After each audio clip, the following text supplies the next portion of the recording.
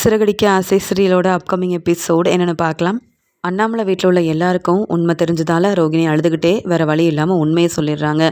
இங்கே மனோஜ் ரொம்ப கோபமாக பேசினாலும் ரோகிணி இப்படி செஞ்சிட்டாலேன்னு உட்காந்து அழுதுகிட்டே இருக்க, உடனே இங்கே விஜயாவும் இந்த ரோகிணி இந்த வீட்டில் இருக்கக்கூடாதுன்னு பேசுகிறாங்க. உடனே அண்ணாமலை சொல்கிறாங்க, ரோகிணி இப்படி நம்மளை ஏமாத்தணும்னு முடிவெடுத்ததுக்கும் திட்டம் போட்டதுக்கும் காரணமே நீயும் மனோஜும் தானே விஜயா அப்படின்னு அண்ணாமலை பேச ஆரம்பிக்கிறாரு. என்னங்க சொல்கிறீங்க? நாங்கள் என்ன செஞ்சோம்?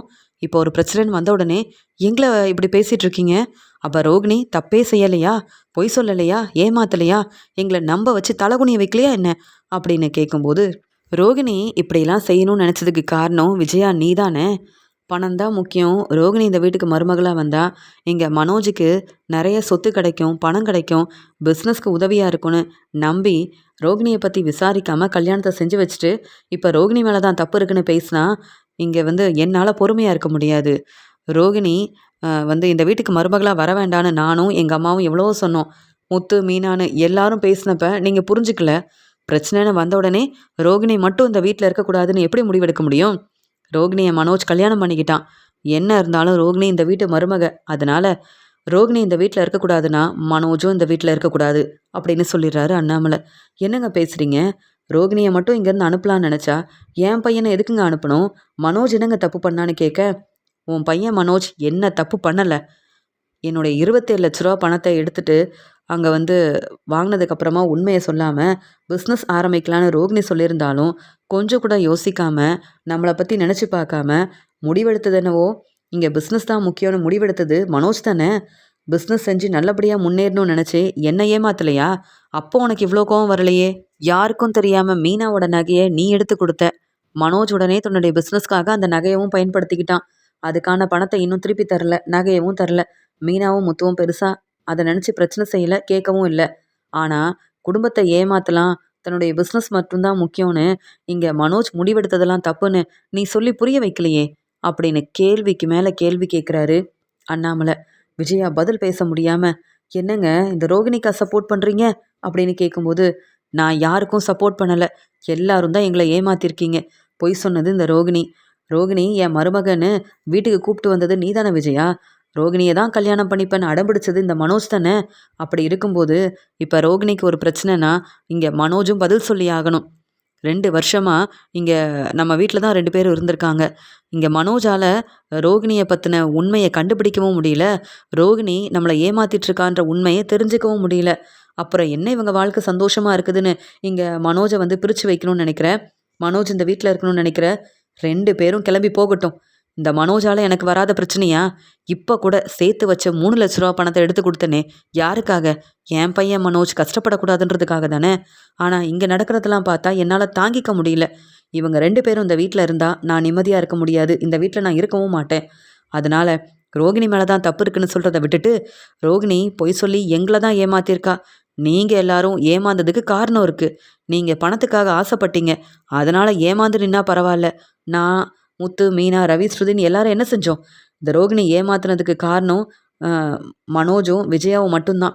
நீங்கள் எல்லாரும் இந்த வீட்டிலேருந்து கிளம்புனாலும் எனக்கு சந்தோஷம்தான். மனோஜோட வாழ்க்கையை பற்றி என்னை யோசிக்க எனக்கு ஒன்றுமே இல்லை, எனக்கு பிடிக்கவும் இல்லை அப்படின்னு அண்ணாமலை பேசும்போது, அப்பா என்னப்பா பேசுகிறீங்க? ஏற்கனவே ரோகிணி செஞ்ச இந்த பிரச்சனையால் என்னால் தாங்கிக்க முடியல. இப்போ நான் இந்த வீட்டில் இருக்கக்கூடாதுன்னு சொன்னால் நான் எங்கேப்பா போவேன்? யார்கிட்டப்பா உதவி கேட்பேன்? நீங்கள் தான் அந்த சார்கிட்ட பேசி 3 லட்ச ரூபா பணத்தை கொடுத்ததால அந்த ஆளும் இப்போ கொடுக்க வேண்டிய பணத்தை சீக்கிரமாக கொடுங்கன்னு கேட்டுட்ருக்காரு. உங்களால் மட்டும்தான் உதவி செய்ய முடியும்னு நீங்கள் எல்லாரும் என் கூட இருக்கிறீங்க, உதவி செய்வீங்கன்ற நம்பிக்கையில் என் பிஸ்னஸை மறுபடியும் பார்த்துக்கலான்னு நினைக்கும்போது முத்து ரோகிணியை பற்றி உண்மையை சொல்லும்போது என்னால் நம்ப முடியல. ஆனால் ரோகிணியை உண்மையை சொல்லிட்டாப்பா. இங்கே ரோகிணியவும் என்னால் ஏற்றுக்க முடியாது, கிருஷையும் என்னால் ஏற்றுக்க முடியாதுப்பா. கிருஷை என்னால் பார்த்துக்கவே முடியாதுன்னு சொல்லும்போது உடனே ரோகிணி சொல்கிறாங்க, என்ன மனோஜ் இப்படி பேசுகிற? என் வாழ்க்கையில் எவ்வளோ பிரச்சனையை நான் பார்த்துட்டு வந்திருக்கேன் தெரியுமா? என்னால் அதெல்லாம் சமாளிக்க முடியல. இனியாவது என் வாழ்க்கை நல்லா இருக்கணும்னு உன்னை கல்யாணம் பண்ணிக்கிட்டேன். ஆனால் நீயும் புரிஞ்சிக்காமல் இருக்கிறியே. அப்புறம் என் வாழ்க்கை என்ன ஆகுறது? நான் மட்டும் எங்கே போக முடியும்? கிருஷ்ணை எப்படி தனியாக பார்த்துக்க முடியும்? எனக்காக இந்த உதவியை மட்டும் செய். அதான் அண்ணாமலை மாமா சொல்லிட்டாங்கல்ல, நம்ம 2 பேருமே இங்கேருந்து கிளம்பி போயிடலாம். நீ வேலைக்கு போகலனாலும் பரவாயில்ல, பிஸ்னஸ் செய்யலைனாலும் பரவாயில்ல, நான் உன்னை நல்லபடியாக பார்த்துக்கிறேன். பார்லரில் வர சம்பளம் நமக்கு போதுமானதாக இருக்கும். எப்படியாவது தனி கொடுத்தனம் போயிடலாம். தனியாக வீடு பார்த்து நம்ம வாழ்க்கையை பார்த்துக்கலாம். இந்த வீட்ல இருந்தா நிம்மதியா இருக்க முடியாது. உன்னையும், என்னையும் இவங்க எல்லாரும் பிரிச்சுருவாங்க. ஏதாவது பேசி உன் மனச மாத்திருவாங்க. நீ அப்புறம் என்ன தேடி வரமாட்ட. என்னைக்குமே நாம 2 பேரும் ஒண்ணு சேர முடியாத ஒரு நிலைமை வந்துரும். என் வாழ்க்கையில அப்படி நடக்கணும்னு நான் எதிர்பார்க்கல. அதனால தான் பொறுமையா பேசிட்டு இருக்கேன்னு சொல்லும்போது, "நீ என்ன பொறுமையா பேசுறது? நான் எதுக்கு உன்ன கேட்கணும்? நீ பேசுறதெல்லாம் கேட்க வேண்டிய அவசியம் இல்ல. என் அப்பா என்ன மன்னிச்சுருவாரு. ஆனா நீ இந்த வீட்ல இருக்கக்கூடாதுன்னு" சொல்லும்போது, உடனே அண்ணாமலை தெளிவா பேசுறாரு. "முடியவே முடியாது. மனோஜால எனக்கு எவ்வளவோ பிரச்சனை வந்திருக்கு. அப்ப மனோஜுக்கு விஜயா சப்போர்ட் பண்ணதால நான் ரொம்ப பொறுமையா இருந்துட்டேன். ஆனா இப்ப இந்த பிரச்சனைக்கெல்லாம் காரணம் விஜயா, மனோஜ்ன்னு நீங்க தான். அதனால ரோகிணி நம்மள ஏமாத்தலான்னு திட்டம் போட்டதுக்கு காரணமும் மனோஜும், விஜயாவும் தான். வீட்ல உள்ளவங்கள பத்தி பேசுறது, இங்க பணம் தான் முக்கியம்னு இப்படி ஒரு கல்யாணத்த செஞ்சு வச்சுட்டு, பிரச்சனைன்னு வந்த உடனே அதென்ன ரோகிணிய மட்டும் அனுப்புறது? நான் யாரையும் பிரிக்க விரும்பல. அதனால மனோஜ் ரோகிணிய விரும்பி தானே கல்யாணம் பண்ணா. அதனால ரோகிணி இந்த வீட்ல இருக்கக்கூடாதுன்னா, மனோஜும் இந்த வீட்ல இருக்க வேண்டாம். கிறிஷுக்காக மட்டும் தான் நான் ரொம்ப பொறுமையா இருந்தேன். இனி கிறிஷோட வாழ்க்கைய மனோஜும், ரோகிணியும் சேர்ந்தே பார்த்துக்கட்டும். என்ன இருந்தாலும் ரோகிணி வேற யாரும் இல்லையே! கிறிஷோட அம்மா தானே! அப்படின்னு சொல்லும்போது, "அப்பா என்னப்பா பேசுறீங்க? என்னால எப்படிப்பா கிறிஷ ஏத்துக்க முடியும்னு சொல்ல? இங்க கிறிஷ் உன்ன அப்பான்னு கூப்பிடும்போது அமைதியா தானே இருந்த. கேள்வி கேட்கலையே!" அப்படின்னு சொல்லும்போது, "அதுக்கெல்லாம் காரணம் இந்த ரோகிணி தான்ப்பா. ரோகிணியே கல்யாணி மாதிரி பேசி, அப்பப்ப உங்க அம்மா நல்லபடியா இருக்கணும்னா, என் பேச்ச நீ கேட்கணும், என் பையன நல்லா பார்த்துக்கணும்னு இந்த ரோகிணி என்னை ஏமாத்திக்கிட்டே இருந்தா. என் அம்மாவுக்காக தான் கிறிஷ் என்ன அப்பான்னு கூப்பிட்டாலும் பரவால்ல. ஸ்கூலுக்கு கிறிஷ கூப்பிட்டு போகணும்னு சொன்னாலும் பரவாயில்லன்னு கிறிஷுக்காக ஒவ்வொரு வேலையும் செஞ்சுட்டு இருந்தேன். இந்த ரோகிணி உங்க எல்லாரையும் ஏமாத்திருக்கானா? என்ன தான் ரொம்ப ஏமாத்திருக்கா. நான் தான் கல்யாணி, கிறிஷோட அம்மான்னு அப்பப்ப வந்து பேசும்போதெல்லாம், உங்க அம்மா இந்த வீட்ல இருக்கணும், நிம்மதியா இருக்கணும், அவங்க மொத்தத்துல இருக்கணும்னா, நீ என் பேச்ச தான் கேட்கணும்னு சொல்லி என்னென்னவோ பேசிட்டே இருந்ததுனால, என் அம்மாவுக்காக ரோகிணி பேச்ச, இந்த கல்யாணி பேச்ச கேட்க வேண்டியதா இருந்தது.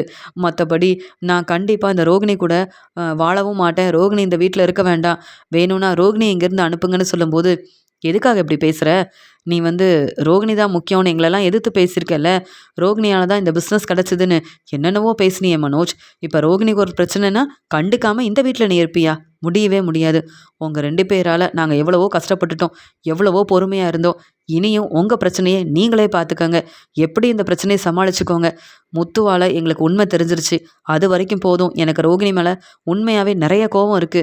கிறிஷோட வாழ்க்கைக்காக நான் ரொம்ப பொறுமையா இருக்கேன். அதனால ரோகிணிய ஏத்துக்கணுமா? வேண்டாமான்னு நீ முடிவெடுக்கிறது மட்டும் இல்லாம, ரோகிணிய விட்டு குடுக்காம, இத்தன நாள் புரிஞ்சுக்காம, இப்படி நல்ல பிசினஸ் செய்ற நீயே இப்படி வந்து உண்மைய கண்டுபிடிக்காம இருந்ததுக்கு அப்புறமா, இனியும் இந்த வீட்ல இருந்தனா, உன்னால எனக்கு பிரச்சனை வரும். ஏற்கனவே ரோகிணி இப்படி தன்னுடைய ஃப்ரெண்டு வீட்டுக்கு போனப்ப, நீ என்னலாம் செஞ்சன்னு எனக்கு ஞாபகம் இருக்கு. உன் வாழ்க்கைக்காக எவ்வளோ தான் தனியா இருந்து நான் கஷ்டப்பட முடியும் மனோஜ். உங்க அம்மாவுக்கு உண்மையாவே மனோஜ் மேல அக்கறை இருந்திருந்தா, இப்படி ஒரு கல்யாணத்த செஞ்சு வச்சிருப்பாளா? உண்மைய புரிஞ்சுக்காம ரோகிணி தான் என் மருமகன தலையில தூக்கி வச்சு கொண்டாடி இருப்பாளா? உங்க முகத்துல முழிக்க தான் எனக்கு பிடிக்கல. உங்களெல்லாம் பார்க்கவும், பேசவும் எனக்கு கொஞ்சம் கூட பிடிக்கல. யார் பேச்சையும் கேட்காம நீங்களா எடுத்த முடிவால நீங்க நல்லா அனுபவிக்கிறீங்க. அதுக்காக வீட்ல இருக்க மத்தவங்க ஏன் கஷ்டப்படணும்? நீயும் ரோகிணி இந்த வீட்ல இருந்தா நாங்க நிம்மதியா இருக்க முடியாது. சொன்ன பொய்யெல்லாம் இப்ப எங்களுக்கு உண்மை என்னன்னு தெரிய வந்துருச்சு. யார் பேச்சையும் கேட்க நாங்க விரும்பல. முதல்ல இங்கேருந்து கிளம்புங்க. இதுதான் என்னுடைய முடிவு மனோஜ். ரோகிணிய மட்டும் இல்ல. நீயும் இந்த வீட்ல இருக்கக்கூடாதுன்னு தெளிவா நான் முடிவெடுத்துட்டேன்னு சொல்லும்போது, அப்பா எனக்கு நெறைய கடன் பிரச்சனை இருக்கு. பிசினஸ்க்காக எல்லார்கிட்டயும் நான் வந்து கடன் வாங்கியிருக்கேன். பிரச்சனைய சமாளிக்க முடியாம நான் ரொம்பவே கஷ்டப்படணும். சந்தோஷ் சார் வேற இங்க பணத்த கேட்டுட்டு இருக்காரு. நான் தனியா இருந்து எப்படிப்பா சமாளிப்பேன்? நீங்க எல்லாரும் என் கூட இருக்கும்போது, நான் பிசினஸ நல்லபடியா பார்த்துக்க முடியும்னு ஒரு நம்பிக்கையாவது இருந்தது. ஆனா இப்ப தனியா போகணும்னு சொன்னதுக்கப்புறம் என்ன செய்ய? எங்க போகணும்னு தெரியாம ரொம்பவே குழப்பமா இருக்கு. என்னப்பா இப்படி ஒரு முடிவெடுத்துட்டீங்கன்னு மனோஜ் ரொம்பவே அழ ஆரம்பிக்கும்போது, என் பையன் மனோஜ் எங்கேயும் போக மாட்டான். ஏமாத்துனது இந்த ரோகிணி. ரோகிணிய இங்கேருந்து அனுப்புங்க. போலீஸ் கிட்ட மாட்டி விடுங்க. என்ன வேணாலும் செய்யுங்க. ஆனா என் பையன் மனோஜ மட்டும் என்னை விட்டு பிரிச்சிடலாம்னு நினைக்காதீங்கன்னு சொல்ல, உடனே அண்ணாமலை ரொம்ப கோவமா, "அப்ப நீயும் கிளம்பு. நீயும் இந்த வீட்ல இருக்காத. நீங்க எல்லாரும் சேர்ந்து தானே எங்கள ஏமாத்திருக்கீங்க." அப்படின்னு கேள்வி கேட்கும்போது, "என்னங்க இப்படி பேசுறீங்கன்னு?" இங்க பதில் பேச முடியாம விஜயா தனியா நின்னு அழுதுட்டு இருக்காங்க. உடனே அண்ணாமலை தன்னுடைய முடிவ ரொம்பவே தெளிவா சொல்றாரு. "இனி மனோஜும், ரோகிணியும் இந்த வீட்ல இருந்தாங்கன்னா, நான் இந்த வீட்ல இருக்க மாட்டேன். பரவாயில்லையா விஜயா? அப்புறம் என்ன தேடக்கூடாது. நான் என்னைக்கும் இந்த வீட்டு பக்கமே வரமாட்டேன். என்னுடைய முடிவ நீங்களும் ஏத்துக்கணும். அவ்வளவுதான் சொல்ல முடியும். என்னை எதிர்த்து பேசுறது, இது சரியான முடிவில்லன்னு யாராவது சொன்னா, அதுக்கப்புறம் என்னைக்குமே என்ன பார்க்க முடியாது. என்ன தேடி வந்தாலும், நான் இந்த வீட்டுக்கு திரும்பி வரமாட்டேன்." அப்படின்னு சொன்ன உடனே, இல்லங்க. நீங்க தான் எனக்கு முக்கியம். அப்படின்னு இப்படியெல்லாம் பேசாதீங்க. இப்படி ஒரு முடிவு எடுக்காதீங்க.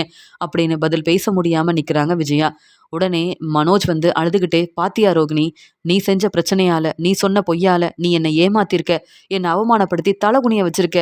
உன்னால எங்க அப்பா நானும் இந்த வீட்ல இருக்கக்கூடாதுன்னு சொல்றாரு. இந்த பிரச்சனைக்கெல்லாம் காரணம் நானும் என் அம்மாவும் தான் அப்படின்னு உன்ன பத்தி தெரிஞ்சுக்காம இந்த வீட்டுக்கு உன்ன மருமகளா கூப்பிட்டு வந்ததால, எங்க அப்பா என்னையும், எங்க அம்மாவையும் கேள்வி கேட்டு உன் முன்னாடியே இப்படி ஒரு முடிவு எடுத்திருக்காரு. இதெல்லாம் வேண்டாம். தப்பு செஞ்சது நான் தான். நானே இங்கேருந்து கிளம்பி போறேன்னு நீ சொல்லவே மாட்டிக்கிறல்ல. அப்புறம் எப்படி உன்ன நம்பி நான் வர முடியும்? தனி குடித்தனம் போலான்னு வேற சொல்றியே! உனக்கு அசிங்கமாவே இல்லையா? ஏற்கனவே உனக்கு கல்யாணம் ஆயிருக்கு. இந்த உண்மைய சொல்லாம என்ன ஏமாத்தியிருக்க. உன்ன என்னால ஏத்துக்கவே முடியாது. இதுல உன்ன நம்பி நான் இந்த வீட்லருந்து வெளில வரதா? அதெல்லாம் முடியவே முடியாது. நான் வேற எங்கேயாவது போறேன். எப்படியாவது பிசினஸ் செஞ்சு தனியாவே இருந்து என் வாழ்க்கைய பார்த்துக்கிறேன். ஆனா உன்னையும், கிருஷியும் மட்டும் ஏத்துப்பேன்னு நீ நெனச்சு கூட பார்க்காத. அப்படின்னு மனோஜ் பேசிட்டு இருக்கும்போது, மனோஜ் நீ பொறுமையா இரு. அண்ணாமலை மாமா என்ன யோசிச்சாலும் சரியா தான் யோசிச்சு ஒரு முடிவெடுப்பாரு. நான் மட்டும் இங்கேருந்து போகக்கூடாதுன்னு அண்ணாமலை மாமா சொன்னார்ல, அதுலயே உனக்கு புரியலையா? நீயும் நானும் பிரியக்கூடாது. இதெல்லாம் ஒரு பெரிய பிரச்சனையே இல்ல.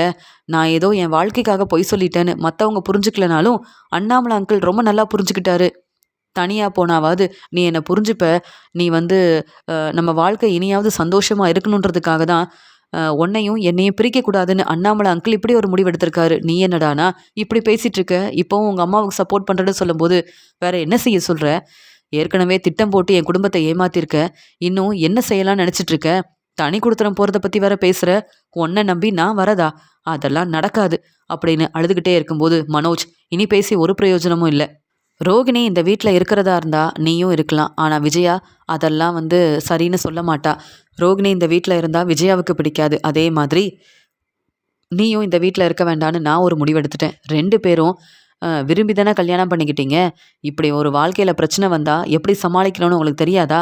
வெளியில இந்த வீட்ல இருக்கிற வரைக்கும் நீங்க 2 பேருமே திருந்த மாட்டீங்க. நீங்க தனி குடித்தனம் போங்க. நீங்களே உங்க வாழ்க்கைய பார்த்துக்கோங்க. இனி நாங்க யாரும் உங்க வாழ்க்கையில தலையிட போறதில்ல. எந்த ஒரு பிரச்சனையா இருந்தாலும் எங்கள தேடி நீங்க 2 பேரும் வரக்கூடாது. அவ்வளவுதான். இனி இந்த வீட்ல உள்ளவங்களுக்கும், உங்களுக்கும் எந்த சம்மந்தமும் கிடையாது.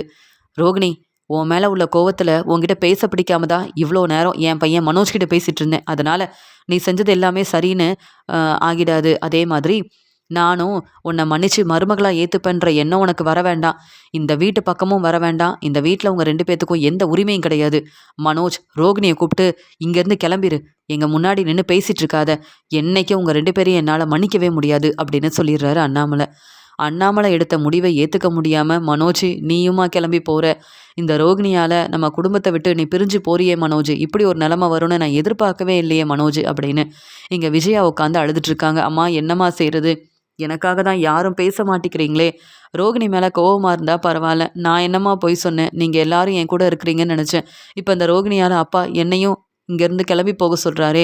நான் இந்த வீட்ல இருக்கவே கூடாதுன்னு சொல்றாரு. நான் என்னம்மா செய்ய முடியும்? அப்படின்னு இங்க மனோஜ் அழுதுகிட்டே இங்க பேசும்போது, "என்ன மனோஜ் செய்றது?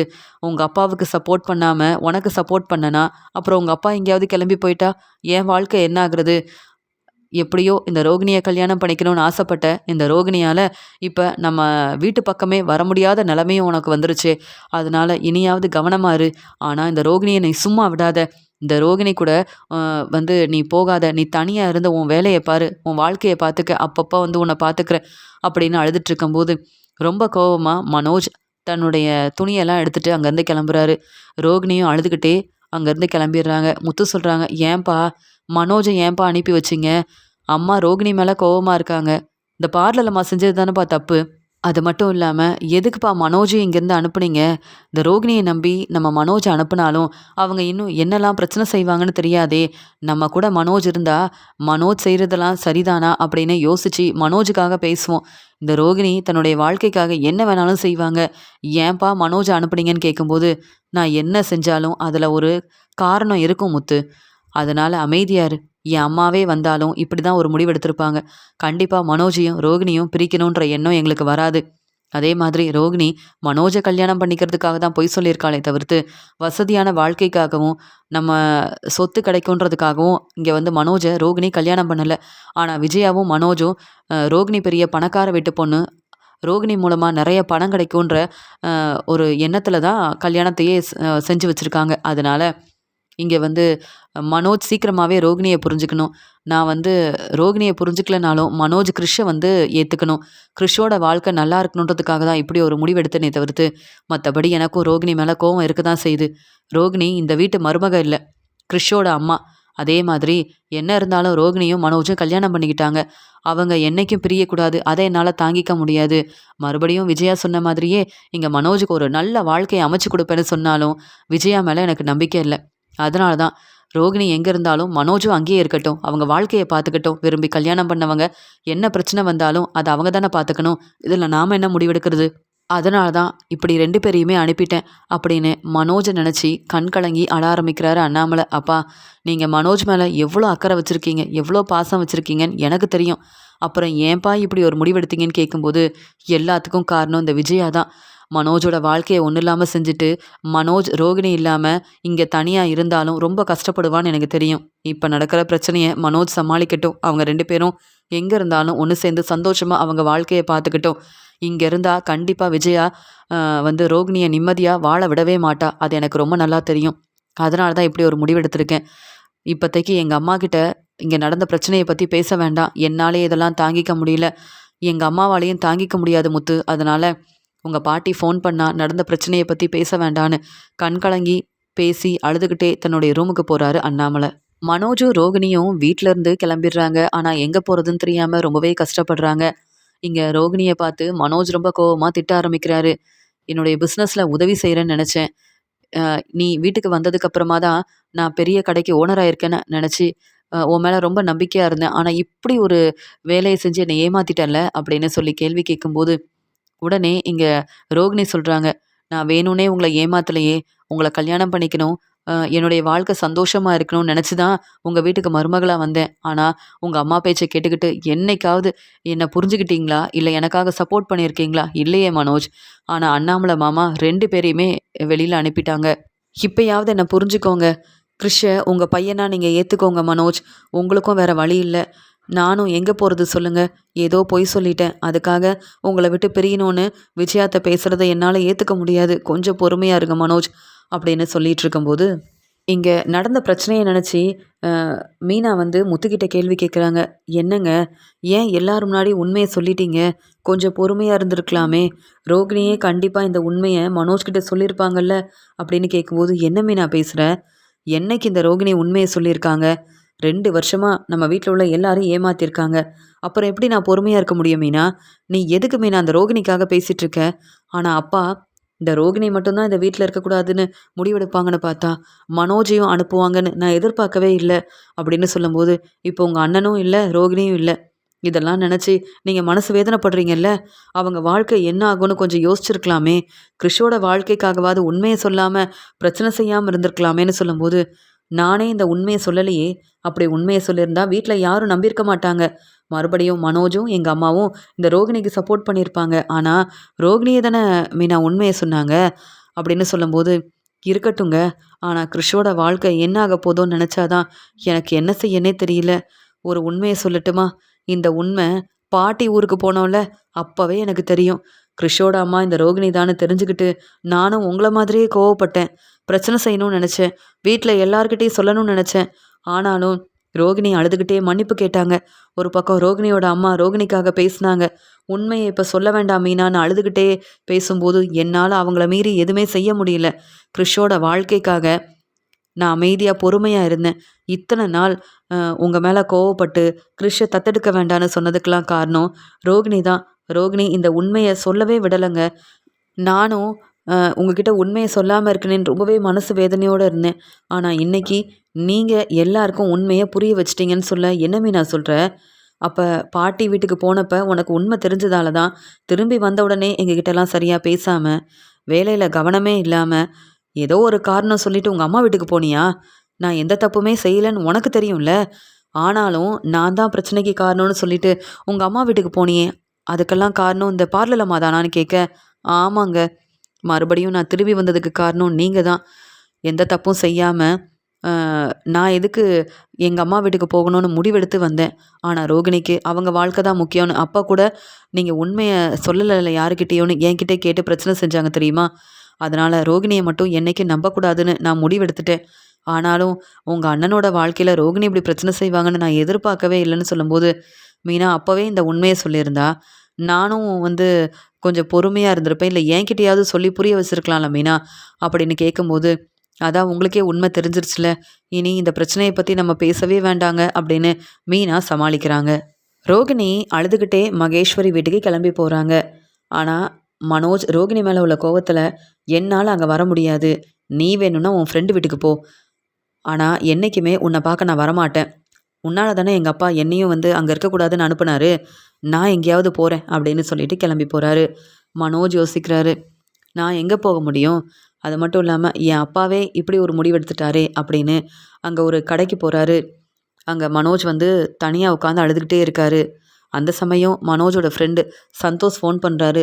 உடனே மனோஜ் அழுதுகிட்டே, எங்கே இருக்கீங்க, நீங்கள் முதல்ல இங்கே வாங்க, இந்த ரோகிணி என்னை ரொம்ப நம்ப வச்சு ஏமாத்திட்டான்னு சொல்லும்போது, என்ன சொல்கிறீங்க அப்படின்னு கேட்கும்போது, இல்லை நீங்கள் என் ஃப்ரெண்டு தானே, அதனால் உங்ககிட்ட உண்மையை சொல்கிறேன்னு வீட்டில் நடந்த பிரச்சனையை பற்றி தன்னுடைய ஃப்ரெண்டுக்கிட்ட வந்து மனோஜ் வந்து சொல்ல ஆரம்பிக்கும்போது, என்ன ரோகிணி சிஸ்டராக அப்படிலாம் செஞ்சாங்க, அவங்களுக்கு ஏற்கனவே கல்யாணம் ஆயிருக்கா, உங்கள் வீட்டில் இருந்த அந்த கிருஷ் தான் ரோகிணியோட பையனா, என்னால் நம்பவே முடியல மனோஜ், இப்படிலாமா ஏமாற்றுவாங்கன்னு கேட்க, அதான் ஏமாத்திட்டாளே அப்படின்னு ரோகிணி மேலே உள்ள கோவத்தில் இங்கே ரொம்பவே ட்ரிங்க்ஸ் பண்ண ஆரம்பிக்கிறாரு மனோஜ். இதெல்லாம் வேண்டாம் மனோஜ், ஏற்கனவே உங்கள் வீட்டில் எல்லாரும் உங்கள் மேலே கோவமாக இருக்காங்க, நீங்கள் வேணும்னா என் வீட்டுக்கு வரீங்களான்னு கேட்கும்போது, அதெல்லாம் முடியாது, நான் வந்து என் வாழ்க்கையை பார்க்கணும், என் பிஸ்னஸை பார்க்கணும், நான் தனியாகவே இருந்துக்கிறேன் அப்படின்னு ரொம்பவே ட்ரிங்க்ஸ் பண்ண ஆரம்பிக்கிறாரு. அதனால் மனோஜால் தன்னுடைய கடைக்கும் போக முடியாமல், பிஸ்னஸையும் பார்க்க முடியாமல், அங்கே சந்தோஷ் சார்கிட்ட வாங்கின பணத்தை திருப்பி தர முடியாமல், ரோகிணி செஞ்ச பிரச்சனையை நினச்சிக்கிட்டு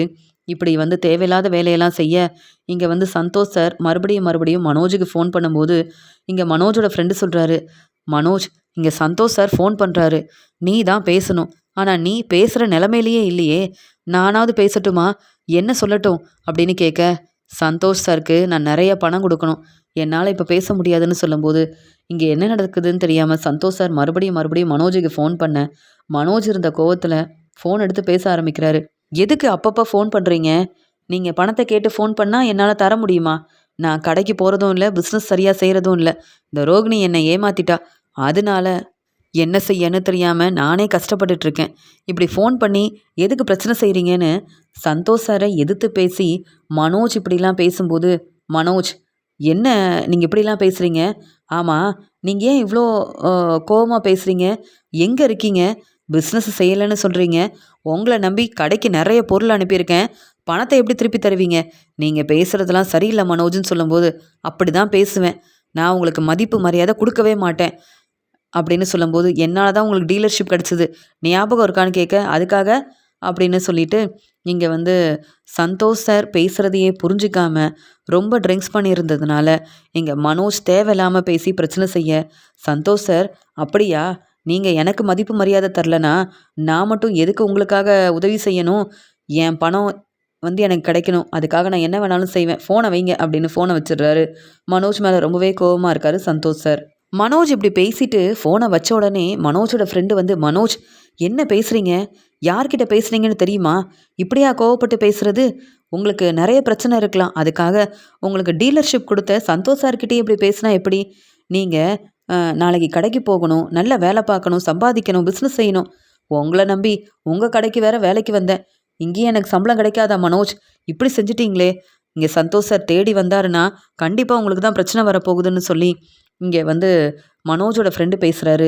உடனே மனோஜ் அழுதுகிட்டே, எந்த பிரச்சனை வந்தாலும் நான் சமாளிப்பேன், ஆனால் ரோகிணி என்னை ஏமாத்தினதை மட்டும் என்னால் தாங்கிக்கவே முடியல, இப்போ நான் என் வீட்டுக்கும் போக முடியாது, ரோகிணி என்னவோ அவள் ஃப்ரெண்டு வீட்டுக்கு கிளம்பி போயிட்டா, ஆனால் நான் எங்கே போகிறதுன்னு தெரியாமல் நான் தானே கஷ்டப்பட்டுட்ருக்கேன், என் நிலமையை பார்த்தீங்களா, நல்ல பிஸ்னஸ் செஞ்சு முன்னேறணும், ஆனால் ரோகிணி கூட மட்டும் என்றைக்கும் நான் ஒன்று சேர்ந்து வாழவே மாட்டேன், நானும் ரோகிணியும் பிரியக்கூடாதுன்னு எங்கள் அப்பா வந்து இப்படி ஒரு முடிவு எடுத்துட்டாரு, எங்கள் அப்பாவும் என் தம்பியும் ஏன் என் அம்மா எனக்கு எவ்வளோ சப்போர்ட் பண்ணியிருக்காங்க, ரோகிணியை நம்பி கல்யாணம் பண்ணது என்னுடைய பெரிய தப்புன்னு இப்போ நான் புரிஞ்சுக்கிட்டேன், அதுக்காக நான் என்ன செய்யன்னு தெரியாமல் தான் அப்படி பேசிட்டேன் அப்படின்னு சொல்லிட்டு இருக்கும்போது, சரி மனோஜ் கொஞ்சம் பொறுமையாக இருங்க, எல்லாம் சரியாயிரும், நீங்கள் என்னென்ன பேசியிருக்கீங்கன்னு உங்களுக்கே தெரியல மனோஜ், ஆனால் நாளைக்கு சந்தோஷ் சார் திரும்பி வந்தாருன்னா உங்களுக்கு கண்டிப்பாக பெரிய பிரச்சனை இருக்குன்னு சொல்லும்போது, என்ன பிரச்சனை வந்தாலும் நான் பார்த்துக்கிறேன், நீங்கள் யாரும் என்கிட்ட பேச வேண்டாம் அப்படின்னு மனோஜ் வந்து சொல்லிட்டு இருக்காரு. ரோகிணி செஞ்ச பிரச்சனையை நினச்சி ரொம்பவே அழ ஆரம்பிக்கிறாரு மனோஜ். மனோஜ் அடுத்த நாள் கடைக்கு போறாரு.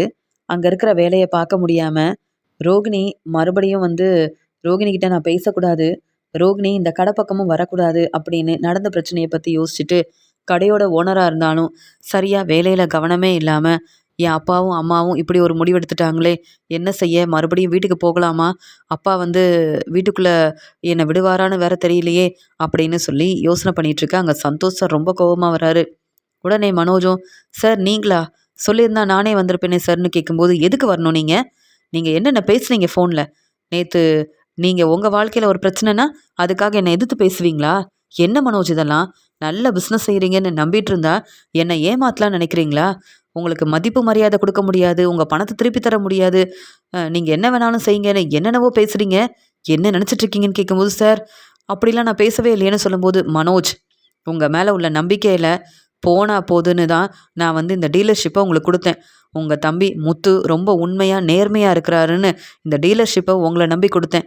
ஆனா நீங்க என்னடான்னா, ரோகிணி உங்கள ஏமாத்திட்டாங்கன்றதுக்காகவும், ரோகிணி பொய் சொல்லி உங்கள கல்யாணம் பண்ணிக்கிட்டாங்கன்றதுக்காகவும், நீங்க என்கிட்ட கோவப்படுவீங்களா? என்ன வந்து எதிர்த்து பேசுவீங்களா? என்ன மனோஜ் இதெல்லாம்? உங்க வாழ்க்கையில ஒரு பிரச்சனை இருக்குன்னா, நீங்க தான் சமாளிக்கணும். அதுக்காக மத்தவங்கள புரிஞ்சுக்காம எதிர்த்து பேசி என்ன பிரயோஜனம் இருக்கு மனோஜ்?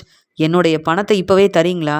இல்ல டீலர்ஷிப் இனி உங்களுக்கு கிடையாதுன்னு நான் ஒரு முடிவு எடுக்கணுமான்னு கேட்க, சார் அதான் நீங்களே சொல்லிட்டீங்களே, என் வாழ்க்கையில ரோகிணியால எவ்வளவோ பிரச்சனை வந்திருக்கு சார்.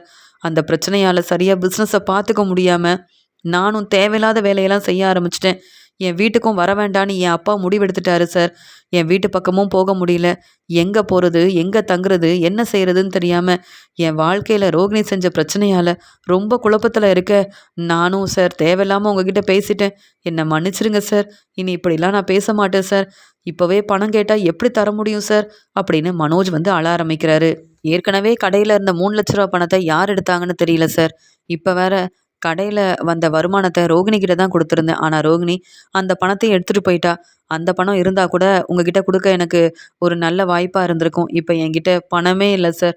ரோகிணிய நம்பி நான் ஏமாந்து போய் தான் நிக்கிறேன். இந்த பிசினஸையும் எப்படி நடத்த போறேன்னு தெரியல.